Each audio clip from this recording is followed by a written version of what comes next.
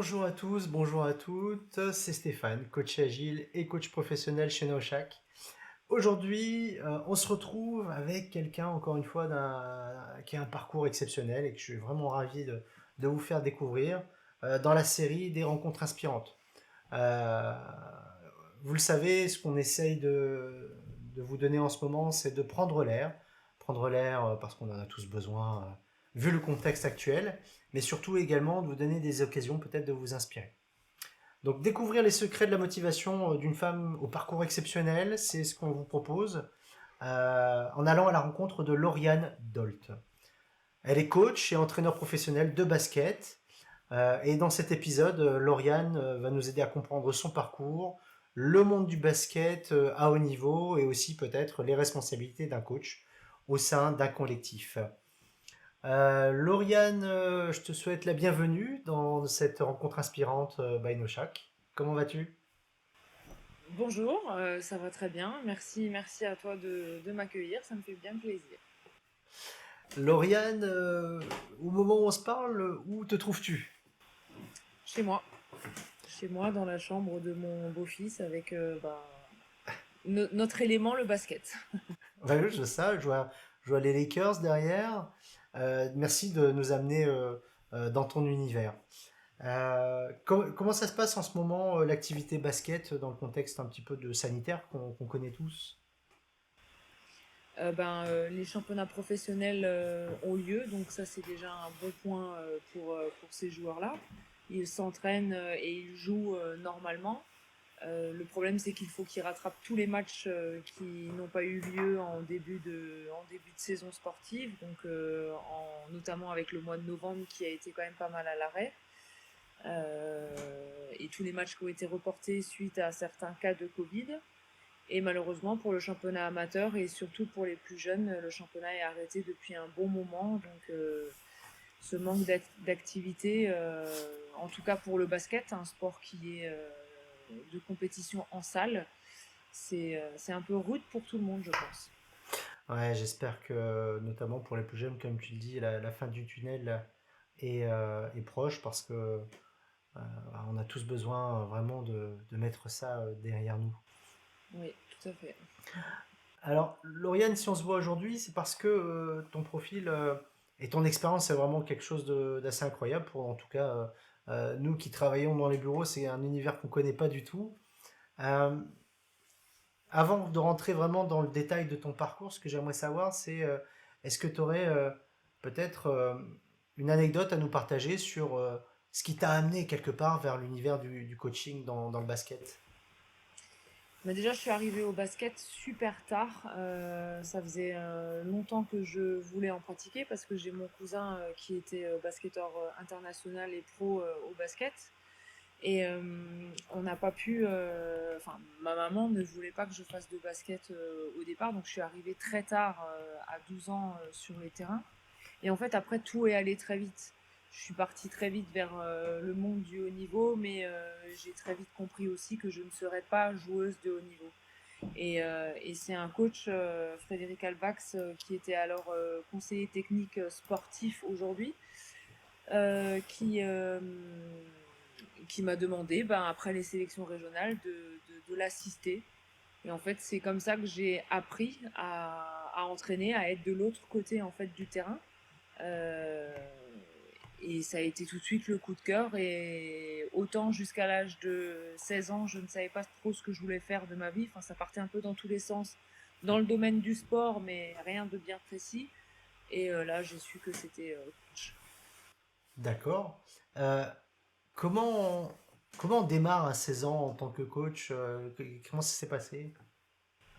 Donc là, on est assistante, on s'occupe plus entre guillemets de l'équipe. En plus, c'était des filles, c'était une des profs. Enfin, voilà, c'était les seules et uniques filles que j'ai pu entraîner après durant tout le reste de ma courte carrière pour l'instant.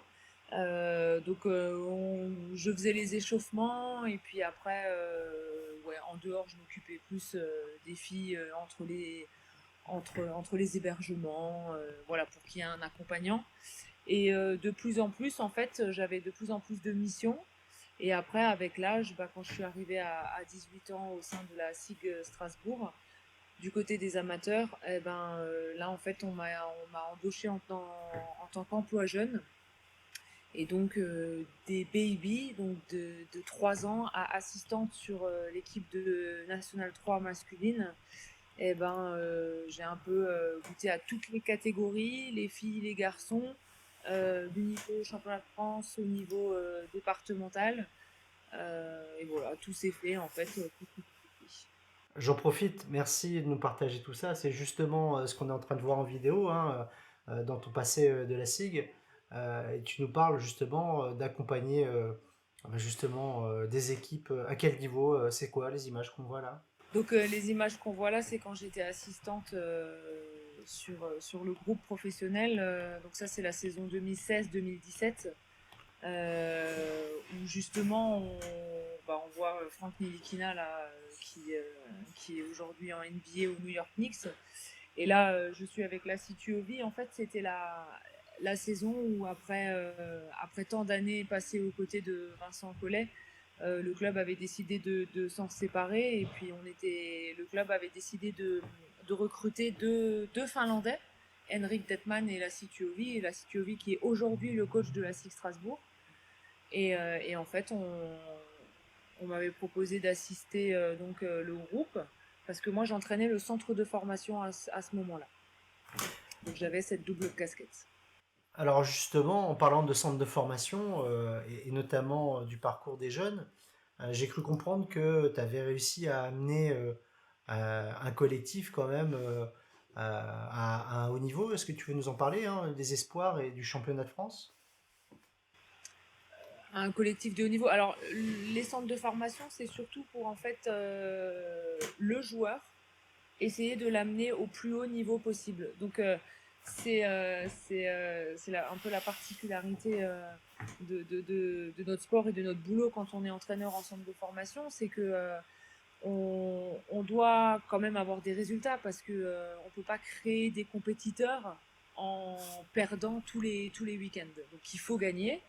Mais notre premier objectif, c'est de signer un maximum de contrats pro pour nos joueurs. Donc nos joueurs, ils rentrent au centre de formation quand ils ont 16 ans Ouais. et ils en ressortent au maximum à 21 ans ou avant, selon leur cursus, selon le potentiel du joueur. Et oui, donc notre objectif, c'est de faire signer un maximum de contrats pro aux joueurs en sortant du centre de formation. Et après, l'année 2014-2015, on avait réussi à faire une grosse perte parce que sur 34 matchs, on en avait gagné 30 et on Ah avait ouais. perdu 2 matchs suite à notre titre de champion de France. En fait, je crois que les gars et même moi, on avait la tête un petit peu ailleurs. On n'arrivait plus trop à être concentrés et on avait été titrés en plus à la maison, donc c'était horrible parce qu'on n'a même pas pu exploser de joie sur un terrain. C'est Ah. parce qu'il y a un de nos adversaires qui a perdu chez un de nos concurrents directs. Du coup, voilà, on était. Mais ouais, c'était une belle performance. Bravo, bravo, quel parcours. Et puis, tu le dis pas parce que je sens comme une grande humilité chez toi, mais par deux fois, tu as été consacré meilleur entraîneur de centre de formation en 2015 et en 2020, ce qui est quand même pas rien. J'imagine que ça devait être une grande fierté pour toi à ce moment-là. Eh ben, alors c'est deux complètement différents parce que en 2015, ben, c'est l'année où justement on gagne 17 matchs de suite. On fait, enfin pour le club, pour le centre de formation, pour les gens avec qui moi j'ai travaillé, Olivier Weissler et Abdel Loussif, c'était voilà, c'est pas que moi qui suis récompensé. Alors à la fin oui, mais c'est le travail de toute une équipe avant ça. Et je m'y attendais pas parce que alors j'ai été d'après certains de mes collègues un peu naïve, mais voilà, quand on est entraîneur sport collectif ou sport individuel, je pense que c'est pareil. On cherche pas l'attribution personnelle. On cherche vraiment à grandir tous ensemble et à être récompensés tous ensemble. Et donc moi, ce premier titre-là, c'était surtout à nos joueurs. J'avais l'impression de leur devoir tout quelque part. Parce que c'était vraiment la consécration. On a été champion de France ensemble. Après, voilà, il y a eu ce titre personnel qui m'a fait quand même énormément plaisir. Mais c'est le travail de tout un collectif derrière. Et après, celui de 2020, c'est vraiment la surprise la plus totale parce que il y a eu le Covid au mois de mars. Donc le 16 mars, on a été arrêté. Il nous manquait à peu près, je dirais, une petite dizaine de matchs. Ouais, il devait encore rester 8 matchs. On était vraiment bien placés. On était sur le podium. On devait jouer les playoffs. Et voilà, le championnat s'est arrêté brutalement. Et ça faisait 4 mois qu'on n'était plus sur le terrain, que j'avais plus vu mes joueurs, que j'avais plus vu personne. Et puis, j'étais au bord de plage. Et puis, il y a mon ancien président qui m'appelle et qui me dit bah t'as été élu meilleur coach de l'année. Bon, alors là ça a été une surprise totale et puis donc voilà donc non, Bravo, c'est bravo en tout cas, honorifique de Lauriane. toute façon. Bah oui. Au-delà de la surprise, qu'est-ce que tu as ressenti à ce moment-là? J'entends qu'effectivement, tu te considères au service d'un collectif, de l'équipe. Pour autant, le coach, on va en parler peut-être un peu plus tard, a une place quand même importante, hein, au sein d'une équipe de basket. Toi, quand on t'annonce ça, au-delà de la surprise, qu'est-ce que tu ressens? Ben moi je pense tout de suite aux autres en fait. Je pense tout de suite à mes joueurs et parce que j'en ai quelques-uns qui une fois que c'est sorti un petit peu dans la presse ils m'ont envoyé un message de félicitations mais j'avais envie de dire mais les gars c'est grâce à vous enfin voilà, donc c'est eux, c'est encore une fois les deux mêmes personnes que j'ai citées avant, c'est le travail de tout le centre de formation de Strasbourg, quoi. Donc c'est plus ouais, vis-à-vis je pense tout de suite à qui je dois ça, grâce à qui j'en suis là aussi, quoi. Bravo.